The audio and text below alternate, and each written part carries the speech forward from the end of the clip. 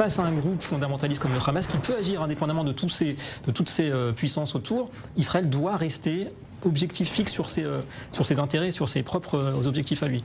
Bien évidemment. Et aujourd'hui, je crois qu'en réalité, moi je pense qu'il faut avoir quand même beaucoup de prudence par rapport à ce qu'est en train de proposer surtout le monde arabe en général. Ce plan arabe qui, comme on l'a vu, ils sont prêts à mettre sur la table plus de 20 milliards de dollars pour la reconstruction de Gaza. Mais en réalité, ils savent pertinemment très bien. C'est-à-dire pour ça qu'il faut quand même s'en méfier parce que même si dans un premier temps, mais genre sous la pression américaine et Israël aujourd'hui qui est malgré tout en position de force, donc ils n'ont pas trop le choix. Donc bien sûr qu'ils vont dire ok, il y a un plan de reconstruction mais sans le Hamas. Ils savent très bien que la population est finalement, donc, comme on le sait majoritairement, est elle-même le Hamas. On parlait tout à l'heure de ce qui s'est passé avec les otages, notamment quand ils ont capturé justement le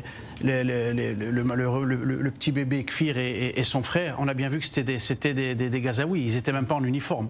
Donc on sait qu'à un moment donné, le Hamas c'est une chose et la population elle est là. C'est eux qui sont sortis, ils sont issus même de cette population. Donc même si le Hamas pendant un certain temps sera peut-être éliminé, il peut ressurgir de manière très rapide. C'est ça aussi, je pense, où Israël devrait être très prudent par rapport à ça et de ce que les Arabes veulent amener sur la table.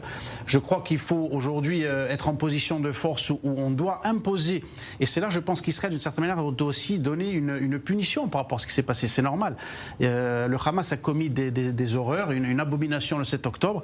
Il faut que le monde arabe comprenne qu'il y a une punition et qu'il y a un prix à payer par rapport à ça. C'est ce que je voulais dire. C'est qu'on ne peut pas demander aujourd'hui, ils ne peuvent pas être en position de force de dire ok, on va reconstruire Gaza, on vous met 20 milliards sur la table et on verra après. Non, non, non. En tout cas, pour Israël, c'est plus l'intérêt de protéger sa population que de faire une vengeance officiellement, en tout cas. Non, non, pas de pression, mais surtout d'un point de vue aussi géostratégique. Je veux dire, c'est important pour Israël. Parce qu'aujourd'hui, on voit que depuis des décennies, c'est parce que Gaza est une base terroriste qui ne peut pas avoir de stabilité au Moyen-Orient. Ouais. Donc, soit on reproduit les mêmes erreurs, ou on tente encore un coup de poker. On dit on fait confiance au monde arabe.